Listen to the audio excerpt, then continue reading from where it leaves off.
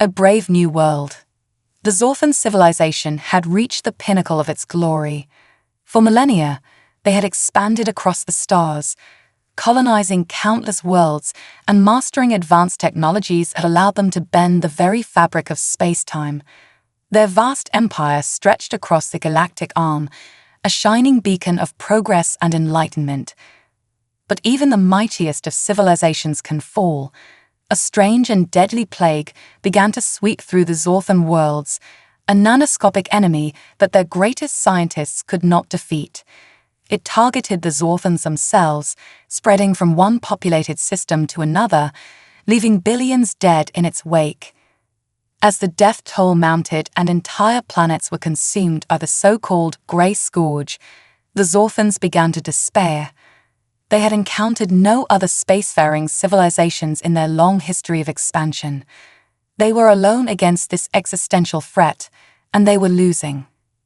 Across the void, in a remote corner of the galaxy untouched by the Zorthan Empire, humanity was taking its first tentative steps into the wider universe.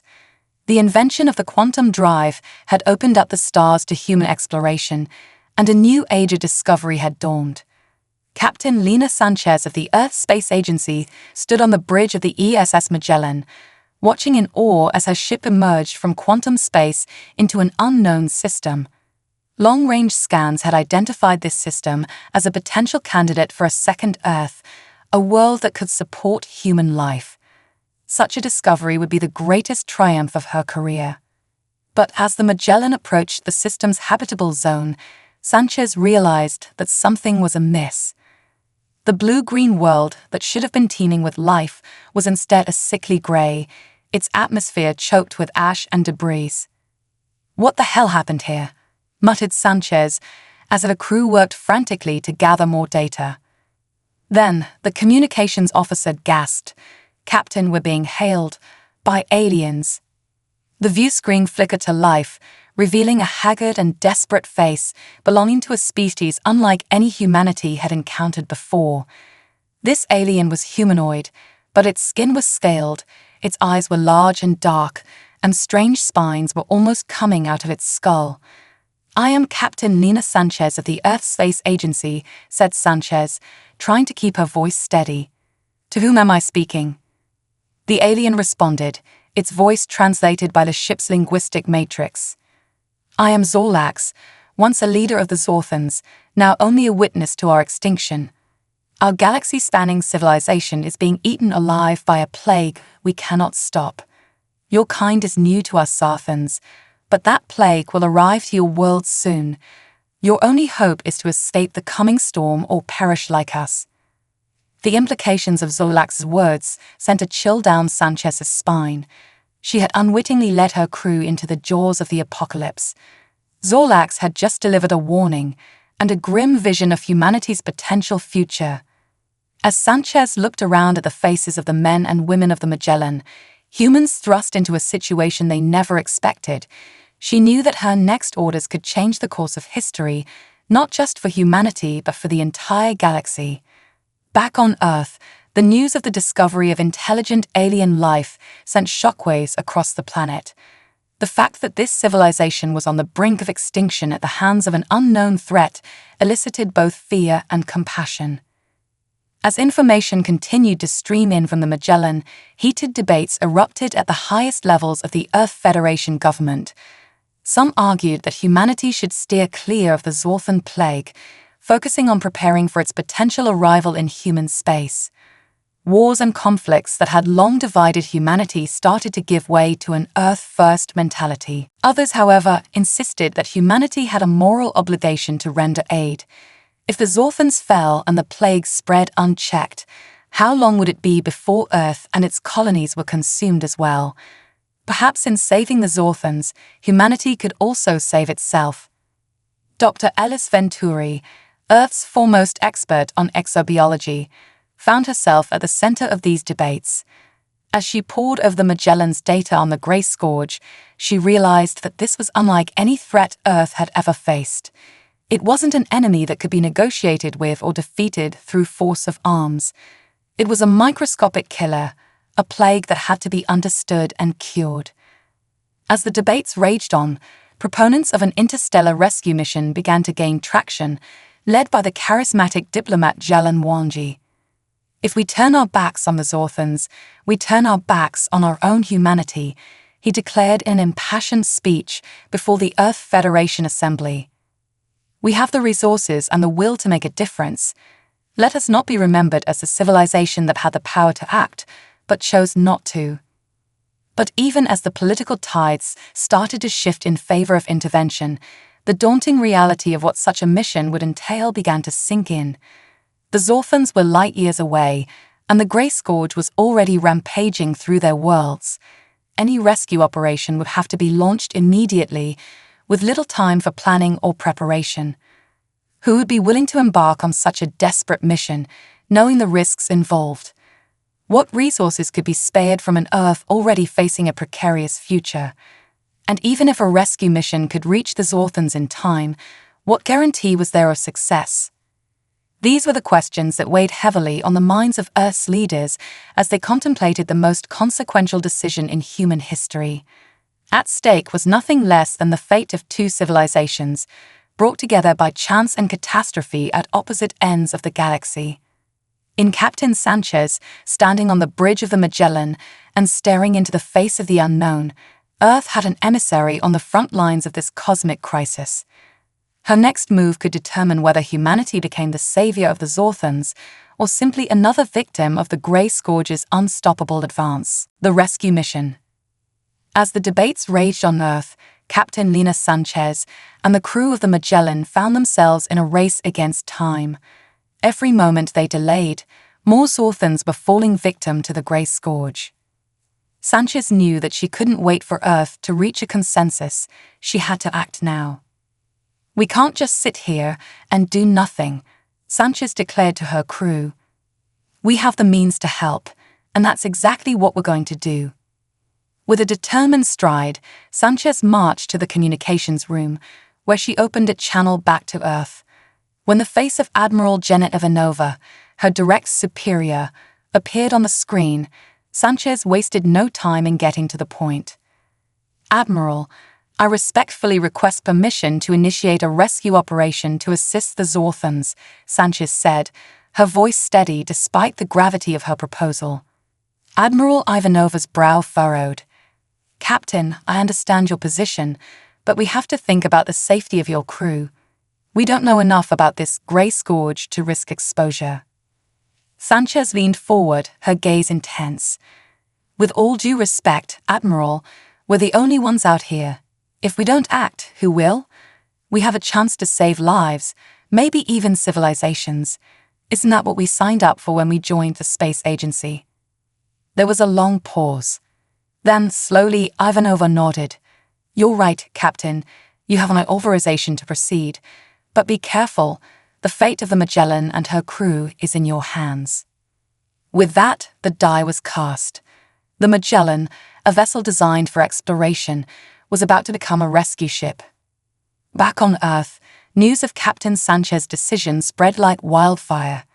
In an era of deep space missions and quantum communications, the public was able to follow the unfolding drama in real time. The world watched with bated breath as the Magellan prepared for its most important mission yet. At the Earth Space Agency headquarters, a crisis team was assembled to support the Magellan's efforts. Leading the team was Dr. Ellis Venturi, who had been working tirelessly to understand the Grey Scourge. "From what we can tell, the Scourge is unlike anything we've encountered before," Dr. Venturi explained to the assembled experts. "It's not a bacteria or a virus, but something in between. It seems to break down living tissue at a molecular level, but it's selective. It only targets the Zorthans." This revelation sent a murmur through the room. If the Scourge was specifically targeting Zorthan biology, then perhaps there was a way to counteract it. As the scientists got to work, the Earth Federation government was also mobilizing. Jalan Wangi, now appointed as the special envoy for the Zorthan crisis, began reaching out to Earth's allies, rallying support for the rescue mission. "This is not just about saving the Zorthans," Wangi argued in his communiques. "This is about the future of our galaxy. If we can come together in the face of this crisis, imagine what more we could achieve. Slowly but surely, a coalition began to form. Nations that had once been at odds found themselves united in a common purpose. Resources were pledged, ships were dispatched, and the Magellan found itself at the vanguard of an unprecedented interstellar effort. As the rescue mission took shape, Captain Sanchez and her crew were pushing themselves to the limit. They worked around the clock, modifying the Magellan's systems to handle the unique challenges ahead. The ship's medical bay was converted into a quarantine zone, its fabrication units repurposed to produce protective gear and medical supplies. Through it all, Sanchez remained in constant communication with Zorlax, the Zorthan leader. He provided invaluable information about the spread of the scourge and the locations of the hardest-hit Zorthan worlds. "My people are dying," Zorlax said, his holographic image flickering in the Magellan's communications room. "But your willingness to help has given us a glimmer of hope. Perhaps we are not as alone in this universe as we thought." Those words stayed with Sanchez as the Magellan set out on its mission of mercy. They were a reminder of what was at stake, not just the lives of the Zorthans, but the very idea that in a vast and often hostile universe, civilizations could still reach out to one another in times of need. As the Magellan journeyed deeper into Zorthan space, the scale of the devastation became clear. Entire planets had been ravaged by the scourge, their once thriving cities reduced to eerie ghost towns. The few survivors huddled in underground bunkers, watching helplessly as their civilization crumbled around them. But the Magellan pressed on, a beacon of hope in a sea of despair. With each passing day, more ships from the newly formed Earth Coalition arrived to lend their support. Together, they established a network of relief stations, delivering supplies and medical aid to the beleaguered Zorthans. It was a race against time, and the stakes couldn't have been higher. But as Sanchez watched her crew work side by side with their Zorthan counterparts, she couldn't help but feel a sense of pride.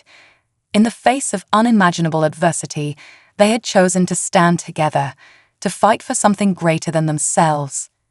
Whether they would be successful, only time would tell.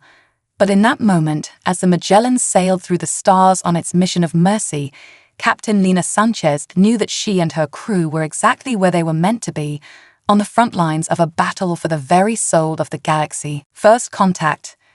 As the Magellan approached the coordinates provided by Zorlax, Captain Sanchez couldn't help but feel a sense of trepidation. They were about to enter the heart of the crisis, a system where the Grey Scourge had struck with particular ferocity. "All hands, this is the captain," Sanchez announced over the ship-wide intercom. "We're about to make contact with the Zorthan fleet. I know we're all anxious about what we might find, but remember, we're here to help. Let's show the Zorthans what human compassion looks like." As the ship dropped out of quantum space, the view screen filled with the image of a Zorthan fleet in disarray. Ships drifted aimlessly, their hulls pockmarked with the scars of the scourge. Others had been abandoned entirely, left to float like ghost ships in the void. But amidst the chaos, one ship loomed larger than the rest.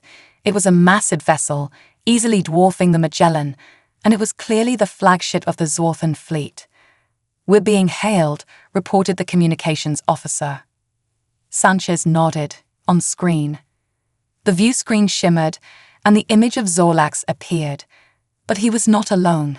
Behind him, a group of Zorthan officials stood in what appeared to be a command center. They all bore the same haggard, haunted look, the look of a species staring down the barrel of extinction. "Captain Sanchez," Zorlax began, his voice heavy with emotion. "On behalf of the Zorthan people, I welcome you.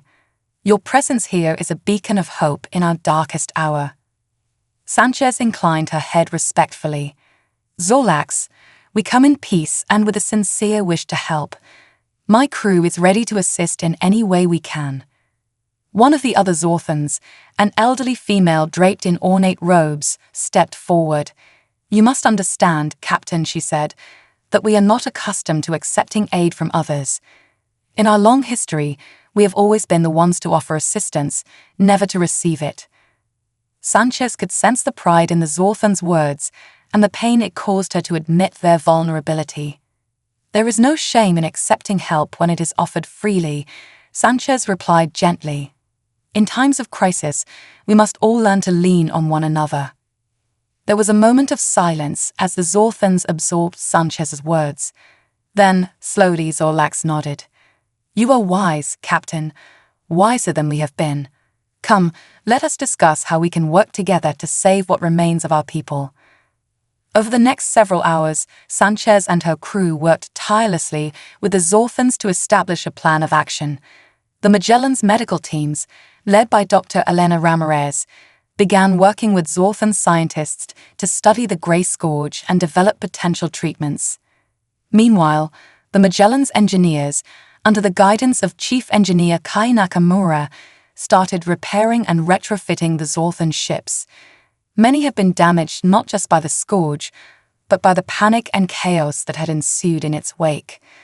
As the two crews labored side by side, a sense of camaraderie began to develop. The Zorthans, initially reserved and wary, started to open up to their human counterparts. They shared stories of their culture, their history, and the dreams they had held for their civilization's future, dreams that now hung in the balance. In return, the humans offered not just their technical expertise, but their empathy and their hope. They listened with open hearts to the Zorthans' fears and sorrows, offering comfort where they could and a steadfast promise to stand with them until the end. For Dr. Ramirez, the collaboration with the Zorthan scientists was a revelation. Despite the dire circumstances, she couldn't help but marvel at the sophistication of Zorthan medical technology. Together, they made rapid progress in understanding the Grey Scourge's biology and developing potential countermeasures. "It's incredible," she reported to Captain Sanchez during a briefing. "The Zorthans have techniques for molecular analysis that are light years ahead of anything we have on Earth. If we can combine their knowledge with our understanding of viral treatments, we might just have a chance." But even as the scientific work progressed, the situation on the ground continued to deteriorate. More and more Zorthan ships fell victim to the Scourge, and the number of survivors dwindled by the day. In a somber moment, Zorlax confided in Sanchez the magnitude of their losses. "We estimate that over 60% of our total population has already perished," he said, his voice cracking with grief. "And those numbers are rising every day." Sanchez placed a comforting hand on Zorlax's shoulder, a gesture that would have been unthinkable just days before.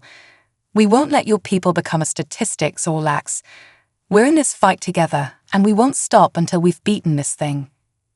But as the Magellan and the Zorthan fleet prepared to make their next move, a new complication arose. A distress signal, faint but unmistakable, began emanating from a nearby system.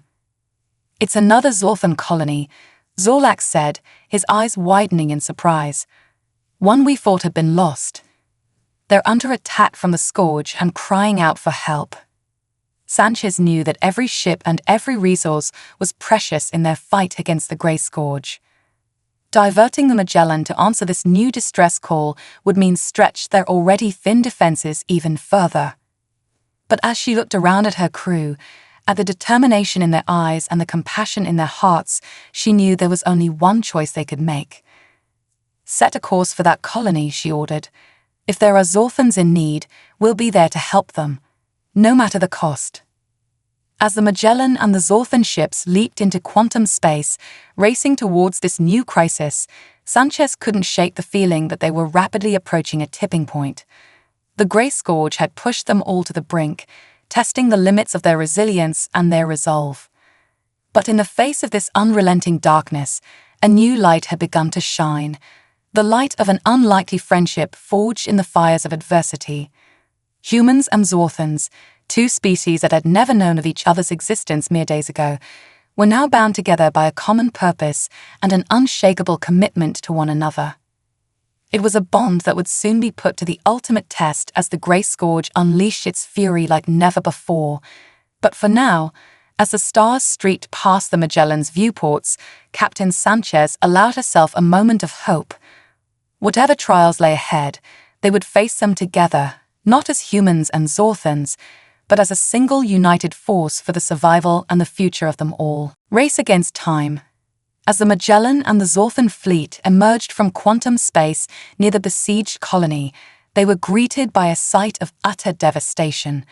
The planet, once a thriving hub of Zorthan civilization, was now shrouded in an eerie, sickly grey haze.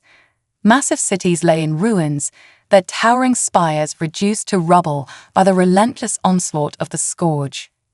"My God," whispered Captain Sanchez, her eyes wide with horror. "It's even worse than we feared." Beside her, Zorlax could only nod grimly. "This was one of our most prosperous colonies," he said, his voice heavy with grief. "Millions called it home. And now?" He trailed off, unable to finish the thought. The implications were too painful to put into words. But there was no time to dwell on the enormity of the loss. The distress signal was still pulsing, a desperate plea for help from a handful of survivors huddled in underground bunkers on the planet's surface. "We need to get down there," Sanchez declared. "Zorlax, can your ships provide cover while we launch a rescue operation?" The Zorthan leader nodded. "We'll do whatever it takes. Every life we save is a victory against the scourge." With a flurry of activity, the rescue mission swung into action. The Magellan's shuttles, loaded with medical teams and supplies, descended through the planet's toxic atmosphere, braving the swirling ash and debris. On the ground, the situation was even more dire than they had anticipated. The scourge had ravaged not just the Zorthans, but the very environment itself. The air was thick with noxious fumes, the ground littered with the decaying remnants of once vibrant flora and fauna. But the human and Zorthan teams pressed on, driven by a fierce determination to save as many lives as they could. They combed through the ruins, following the distress signal to the underground bunkers where the survivors had taken refuge. What they found there defied belief. Thousands of Zorthans, many of them children and elderly, huddled in cramped, filthy conditions. They were starving, sick, and utterly terrified. Many bore the telltale lesions of the scourge, the nanoscopic plague slowly consuming them from within. For Dr. Ramirez and her medical team, it was a nightmare scenario. They had to triage on a massive scale, identifying those who could be saved and those for whom any intervention would be too late. But even in the face of such overwhelming need, the human doctors and nurses worked tirelessly, administering what treatments they could and offering comfort to those beyond saving. They worked until they were near collapse, pushed to their limits by the sheer scale of the suffering around them. Meanwhile, Chief Engineer Nakamura and his team were racing against the clock to repair and reinforce the bunkers. The structures had been badly damaged by the scourge's onslaught, and time was running out before they would fail completely. Nakamura himself worked at a feverish pace, his skills in quantum mechanics and advanced materials science pushed to the absolute limit. He improvised solutions on the fly, using the Magellan's fabrication units to churn out structural supports and air filtration systems. It was a desperate, grueling effort, and the toll it took on the rescue teams was immense. But slowly, painfully, they began to make progress. Survivors were evacuated to the orbiting ships, receiving proper medical care and nourishment for the first time in weeks. The bunkers were stabilized, providing a temporary safe haven for those who remained.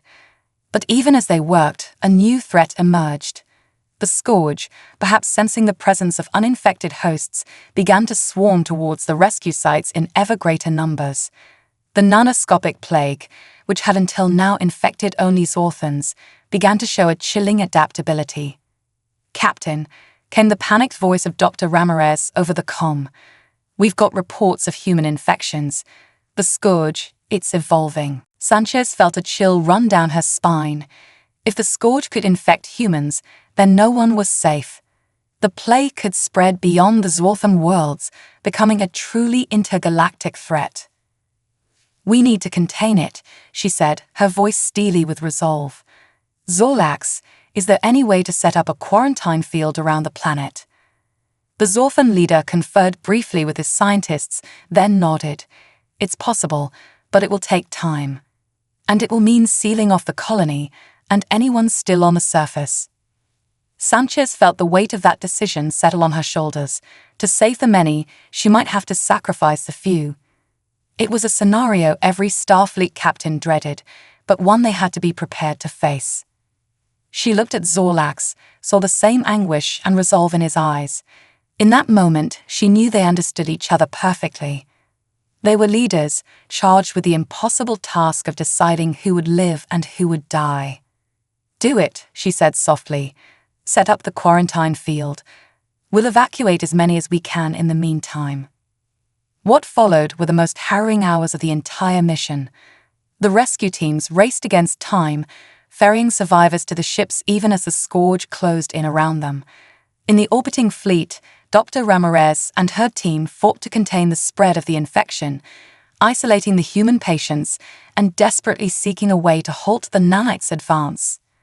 On the planet's surface, Engineer Nakamura and a handful of volunteers remained behind, working until the last possible moment to secure the bunkers and ensure the quarantine field's stability.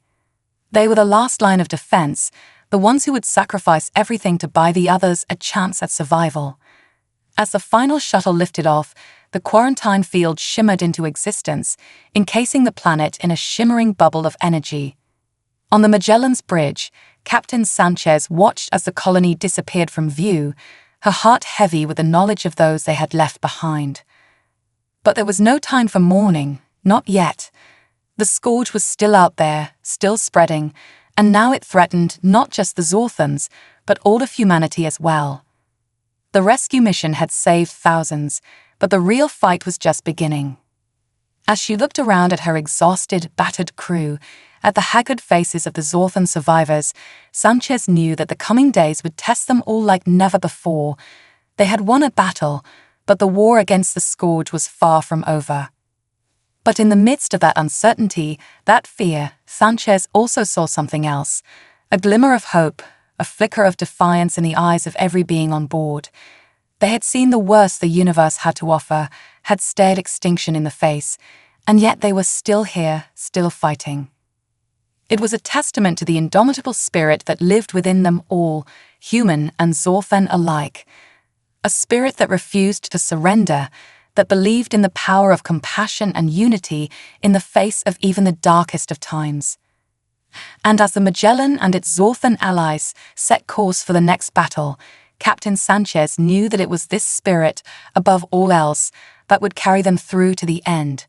Whatever that end might be, finest hour. The Magellan and the remnants of the Zorthan fleet regrouped in a quiet sector of space, a brief respite from the chaos and devastation they had left behind. But there was no true rest to be had, not with the knowledge that the Grey Scourge was still spreading unchecked, now posing a threat to all organic life in the galaxy. On the Magellan's medical deck, Dr. Ramirez and her team worked around the clock, studying the human patients who had been infected by the evolving scourge. It was a race against time to understand how the nanites were adapting and to develop a way to stop them. "The scourge is learning," Dr. Ramirez reported grimly to Captain Sanchez and Zorlax. "It's analyzing our biology, finding ways to circumvent our natural defenses, if we don't find a way to stop it soon." She didn't need to finish the thought. They all knew the stakes. The scourge had already decimated the Zorthan civilization. If it gained a foothold in humanity, it could spell the end for both their species. But even as the medical teams searched for a solution, a new crisis emerged. Long-range sensors detected a massive Zorthan refugee fleet, hundreds of ships carrying the last survivors of their species. They were fleeing the scourge, desperate for sanctuary. And they were headed straight into the path of an even larger scourge swarm. "We have to protect them," Zorlax insisted, his voice raw with emotion. "Those ships carry the last of my people. If we lose them..." Sanchez understood his anguish all too well. The thought of standing by while innocent lives were consumed by the scourge was unbearable. But with their own resources stretched to the breaking point, and the threat of the evolving nanites looming over them, what could they do? It was Chief Engineer Nakamura who proposed a solution, one born of equal parts brilliance and desperation. "We know the scourge is drawn to organic life," he said, his eyes blazing with intensity. "What if we could create a decoy, something to lure the swarm away from the refugee fleet?" Sanchez leaned forward, her interest piqued. "What exactly are you suggesting?" Nakamura took a deep breath. "We create a biomimetic field, a massive energy signature that mimics organic life. We broadcast it from a probe, drawing the scourge towards it and away from the Zorthans. Then, once they're close enough, we detonate it," Sanchez finished, understanding dawning. "We blow the swarm to hell." It was a risky plan, one that would require precise timing and no small amount of luck. But it was also the best, perhaps the only, chance they had. As the engineers set to work constructing the probe, Dr. Ramirez and her team made a breakthrough. They had found a way to disrupt the nanites' communication, effectively rendering them inert. It wasn't a cure, but it could buy them precious time. "We can administer it to the infected patients, slow the scourge's progress," Dr. Ramirez explained. "But to truly stop it, we'll need to deliver the agent directly into the heart of the swarm." Sanchez nodded grimly. She knew what that meant. Someone would have to take a ship, loaded with the anti-nanite agent, and fly it straight into the midst of the scourge. It was a suicide mission. Before she could even ask for volunteers, Zorlax stepped forward. "I will go," he said, his voice steady with resolve. "My people, my responsibility." Sanchez started to protest, but the look in Zorlax's eyes stopped her. She saw in him the same fierce determination, the same unwavering commitment to his people that she felt towards her own crew. How could she deny him this? "Very well," she said softly, "but you're not going alone." In the end, it was a small, brave group that boarded the scout ship, armed with Nakamura's probe and Ramirez's anti-nanite agent. Zorlax was joined by a handful of his best pilots, along with Lieutenant Commander Ava Liu, Sanchez's tactical officer and one of the Magellan's most skilled combat pilots. As the scout ship undocked from the Magellan, Sanchez felt a weight settle in her chest. She knew all too well that she might be sending them to their deaths, but she also knew that there was no other choice. Not if they wanted to save the Zorthans, to save themselves, to save the very future of life in the galaxy. "Godspeed," she whispered as the scout ship disappeared into the void. What followed were the tensest hours of Sanchez's life. The Magellan and the remaining Zorthan ships took up positions around the refugee fleet, forming a desperate protective cordon. They watched and waited, hearts in throats, as the scouts raced towards their fateful rendezvous. The probe worked flawlessly, its biomimetic field drawing the scourge like moths to a flame. The swarm turned, abandoning its pursuit of the refugee fleet and surging towards this new, irresistible target. Straight into the path of Zorlax and his brave band of volunteers. On the Magellan's viewscreen, Sanchez watched as the scout ship plunged into the heart of the swarm, disappearing into a roiling mass of grey nanites. For a moment, all was silent. Then space lit up like a supernova, a brilliant flash of light that saved the eyes and seared the heart. The scourge swarm convulsed, the nanites shuddering and going still as the anti-nanite agent did its work. They drifted lifelessly, a vast field of grey dust against the stars. And amidst it all, miraculously, impossibly, the scout ship emerged. Its hull was battered, its systems failing, but it was intact. Against all odds, Zorlax and his crew had survived. In the Magellan's sickbay, the infected patients began to stir, the lesions of the scourge fading from their skin as the nanites within them died. It was a victory beyond hope, a triumph snatched from the very jaws of oblivion. But for Sanchez, as she watched the scout ship limp back to the fleet, the taste of victory was bittersweet. Yes, they had won. Yes, they had saved countless lives. But the cost had been high, so very high. As the airlock doors opened and Zorlax stumbled out, his face haggard, but his eyes alight with triumph, Sanchez was there to meet him. She clasped his hand, human and Zorthan united in a bond that transcended species, transcended worlds. "It's over," Zorlax said, his voice raw with exhaustion and emotion. "The Scourge, our people, we're safe." Sanchez nodded, blinking back tears. "Thanks to you," she said softly. "Thanks to all of you." She looked out at her crew, at the Zorthans, at the faces of those they had saved and those they had lost. In every eye, she saw the same thing: a weary triumph, a battered but unbroken spirit. They had faced the darkest of foes, the coldest of voids, and they had emerged victorious.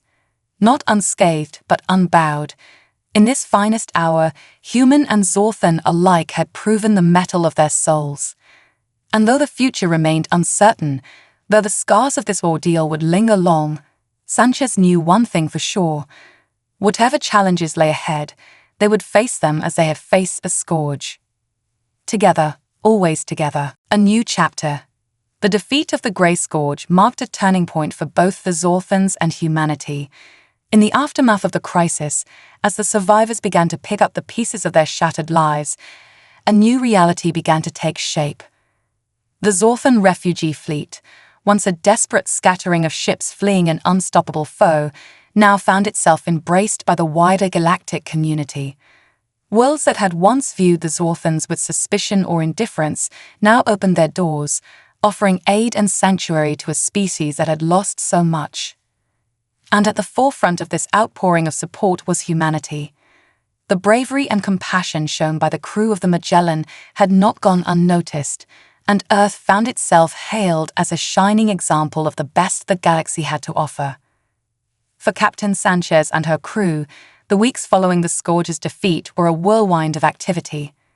There were debriefings to attend, reports to file, and a seemingly endless stream of dignitaries and well-wishers to accommodate. But through it all, Sanchez found her thoughts continually drawn back to Zorlax and his people. The bond forged between them in the fires of adversity was not one easily forgotten, and she knew that whatever the future held, the fate of humanity and the Zorthans would be forever intertwined. It was at the formal ceremony marking the end of the crisis that this new reality was given its most tangible form. In a grand hall on Earth, before an audience of billions watching across the stars, Zorlax and the leaders of the Earth Federation signed a historic treaty of friendship and cooperation. Today, we stand not as two separate species, but as one united galactic community, Zorlax declared, his voice ringing with emotion. "In our darkest hour, when all hope seemed lost, humanity stood with us. They risked everything to save a species they barely knew. That is a debt we can never fully repay, but one we will strive to honor for as long as our civilizations endure." As the applause echoed through the hall, Sanchez found herself blinking back tears. She thought of all they had endured, all they had sacrificed. She thought of Nakamura and Ramirez, of Liu, and the brave Zorthan pilots who had given their lives to stop the Scourge. Their sacrifice had not been in vain. From the ashes of the Scourge, a new future was rising. A future of unity, of cooperation, of a galaxy where no species would have to face the darkness alone. In the months and years that followed, that future began to take shape. The Zorthans, their civilization shattered, but their spirit unbroken, began the long process of rebuilding. And at every step, humanity was there, offering resources, expertise, and above all, friendship. Joint human-Zorthan scientific expeditions were launched, seeking to unravel the mysteries of the universe. Cultural exchanges flourished as the two species learned from and enriched each other. And in the halls of power, human and Zorthan leaders worked side by side to forge a new galactic order, one based on the principles of peace, cooperation, and mutual respect. For Captain Sanchez, life after the Scourge was a time of reflection and new beginnings. She found herself often thinking back to that fateful first contact with Zorlax, to the moment when she had made the decision that would change the course of history. She thought, too, of her crew, of the bravery and selflessness they had shown in the face of unimaginable odds. They had set out as explorers, as scientists and diplomats. They had become something more, something greater. They had become heroes. As she stood on the bridge of the Magellan, preparing for yet another mission into the unknown, Sanchez felt a sense of pride and purpose that went beyond anything she had ever known. She had seen the very best of what humanity, what any species, could be, and she knew, with a certainty that came from the very core of her being, that there was no limit to what they could achieve. The Magellan set out into the stars, a symbol of the new era that was dawning. An era of hope, of discovery, of a galaxy united in the face of any challenge. And though the scars at the scourge would never fully fade, though the memory of those lost would always be cherished, Sanchez knew that they had not died in vain. Their legacy lived on, in every human and Zorthan who now looked to the stars not with fear, but with wonder and hope. As the Magellan ventured forth, ready to write the next chapter in the ongoing story of the galaxy, Sanchez found herself thinking back to something Zorlax had said in those final triumphant moments. "In our finest hour, in our darkest night, we stood together," he had said, his hand clasped in Sanchez's, "and together there is nothing we cannot face, nothing we cannot overcome." As the stars stretched out before them, infinite and filled with promise, Captain Lena Sanchez knew that he had been right. The future was uncertain, the challenges doubtless many. But they would face them as they had faced the scourge. Together, always together, united in their diversity, in their compassion, in their unquenchable thirst for knowledge and understanding. And in that unity, Sanchez knew, lay the greatest strength of all, the strength to build a future brighter than any they had dared to dream, the strength to reach out to the stars, to explore, to discover, to grow, the strength to face the unknown and to make it their own. As the Magellan sailed on, the stars beckoning and the future wide open and waiting, Captain Sanchez smiled. The galaxy was ripe for adventure, and they had only just begun.